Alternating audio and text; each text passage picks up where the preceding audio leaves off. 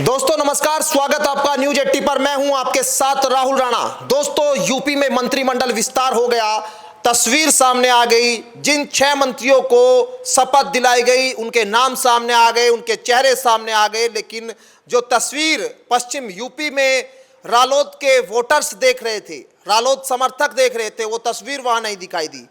बड़े लंबे समय से इंतजार था रालोद के नेताओं को कि यहां यूपी के मंत्रिमंडल विस्तार में उनको जगह दी जाएगी।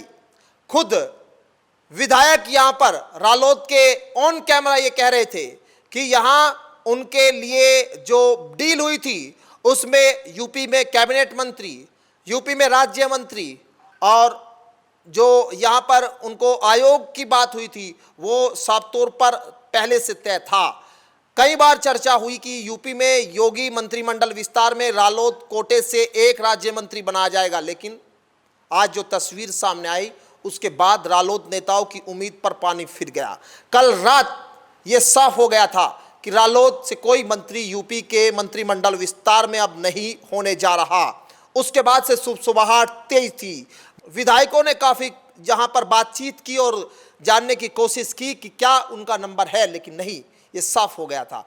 कहा जा रहा था कि पश्चिम यूपी से किसी जाट विधायक को यहां जगह दी जा सकती है ताकि पश्चिम यूपी में अपने जाट वोट को रालोद बनाए रखे। लेकिन अब बीजेपी ने भूपेंद्र चौधरी को कैबिनेट मंत्री बनाकर साफ संदेश दे दिया कि जाटों के लिए उनके पास चेहरा है। भूपेंद्र चौधरी पूर्व अध्यक्ष रह चुके हैं, पहले मंत्री रह चुके हैं, अब फिर उनको यहां मंत्रिमंडल में विस्तार कराकर उनकी रणनीति 2027 के चुनाव में पश्चिम उत्तर प्रदेश को लेकर साफ तौर पर संदेश है। और किस तरह से वो पश्चिम यूपी के साधेंगे, किस तरह से वो जाट वोट को बीजेपी के खाते में डालेंगे, ये साफ संदेश अब जो है वो आने वाले दिनों में दिखाई देगा। लेकिन आज जो तस्वीर सामने आई, जो खबर सामने आई, एक बार वो आपके सामने में रख देता हूं। दरअसल आज उत्तर प्रदेश की राजनीति में 2027 विधानसभा चुनाव से पहले साफ संदेश बीजेपी ने दे दिया। योगी आदित्यनाथ ने साफ संदेश दे दिया। मंत्रिमंडल के जरिए यहां पर 6 जो मंत्री बनाए गए हैं, गोपनीयता की उनको शपथ दिलाई गई है। इस मंत्रिमंडल विस्तार में बीजेपी ने साफ तौर पर जातीय और क्षेत्रीय समीकरण साधने की कोशिश यहां पर की है। साफ संदेश यही है, क्योंकि पार्टी में जाट, दलित, ओबीसी, ब्राह्मण और लोधी समाज को साधने का दांव यहां बीजेपी ने खेल दिया है। बीजेपी किसी के भरोसे नहीं है। सहयोगी दल रहेंगे लेकिन अपने बलबूते पर वो पूरी तैयारी कर रहे हैं। 2027 का चुनाव सहयोगियों के भरोसे नहीं, अपने भरोसे वो जीतना चाहते हैं। ये मैसेज इस मंत्रिमंडल विस्तार में योगी आदित्यनाथ ने दे दिया। जो सबसे चर्चित नाम थे भूपेंद्र चौधरी, जैसे मैंने आपको बताया, कैबिनेट मंत्री बनाए हैं।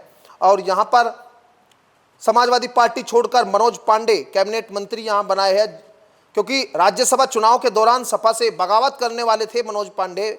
और जो वादा उनसे किया गया था वो वादा बीजेपी ने कर दिया, पूरा इनाम दे दिया है बीजेपी ने उनको राज्यसभा में बगावत करने का। देखिए अब यहाँ साहब, इसके अलावा कन्नौज से विधायक है कैलाश राजपूत, वाराणसी से हंसराज विश्वकर्मा और अलीगढ़ से सुरेंद्र दिलेर की और फतेहपुर की कृष्णा पासवान को राज्य मंत्री बनाया। बीजेपी ने इन चेहरों के जरिए लोधी, विश्वकर्मा, वाल्मीकि और पासी समाज को साधने की जो कोशिश की है। यहाँ पर खास बात यह है कि कृष्णा पासवान को मंत्री बनाकर यहाँ दलित और महिला वोट बैंक पर फोकस करने का संदेश दिया है, क्योंकि महिलाओं को लेकर तो बीजेपी पहले ही आरक्षण के मुद्दे पर विपक्ष को घेर चुकी। कहा कि बीजेपी महिलाओं की हितैषी है, लेकिन विपक्ष जो है वो महिलाओं को आगे नहीं बढ़ने देना चाहता, उनका हक नहीं देना चाहता। तो यहाँ ये संदेश भी इस मंत्रिमंडल विस्तार में दिखाई दिया। और आगे सोमेंद्र तोमर को भी प्रमोशन मिला है, स्वतंत्र प्रभार मंत्री बनाए गए हैं, मेरठ से आते हैं, गुर्जर बिरादरी के बड़े नेता है। जबकि अजीत सिंह पाल है, ओबीसी पाल समाज से वो आते हैं। राजनीतिक जानकार ये कह रहे हैं कि ये मंत्रिमंडल विस्तार नहीं है, सिर्फ चुनावी टेलर है बीजेपी का। साफ संदेश है, आने वाले दिनों में जातीय संतुलन और सामाजिक समीकरण बड़ा हथियार बीजेपी बनाने जा रही है। किसी भी तरह से बीजेपी अब चुनाव में अपने आप को कमजोर नहीं करेगी। अब समझ लीजिए आज के बाद बीजेपी ने अपना चुनाव को लेकर कर दिया है। अब यहाँ पर कई सवाल है। अब सवाल यही है कि क्या योगी सरकार का जातीय संतुलन 2027 में फायदा देगा? क्या विपक्ष इन नई रणनीति का जवाब दे पाएगा और मंत्रिमंडल विस्तार पश्चिम यूपी से लेकर पूर्वांचल तक बीजेपी को पकड़ और मजबूत करेगा? क्या फिलहाल जो यूपी की राजनीति है ना, उसमें चर्चाएं बहुत सारी चल रही है। किस तरह से इस मंत्रिमंडल विस्तार को देख रहे हैं। और सवाल वही पश्चिम यूपी के लोगों की उम्मीद का क्या हुआ? क्या जो जाट वोट है वह भूपेंद्र चौधरी के जरिए बीजेपी के साथ जाएगा?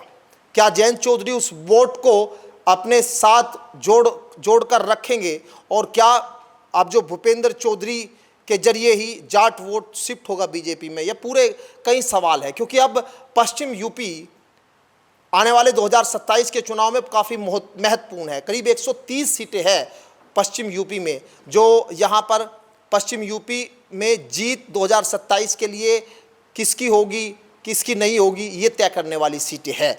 इसमें जयंत चौधरी भी सहभागी है बीजेपी के साथ, लेकिन अब बीजेपी ने अपने लिए जो पूरा ग्राउंड है वो साफ तस्वीर दे दी है, मैसेज साफ दे दिया है और अपने दम पर तैयारी यहाँ पर शुरू कर दी है। इसका असर 2027 के चुनाव में क्या होगा? चर्चाएं कई सारी है, लेकिन आप क्या सोचते हैं वो ज़रूर हमें कमेंट बॉक्स में बताइएगा।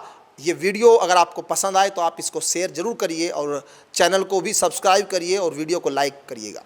फिलहाल मुझे दीजिए इजाज़त, नमस्कार।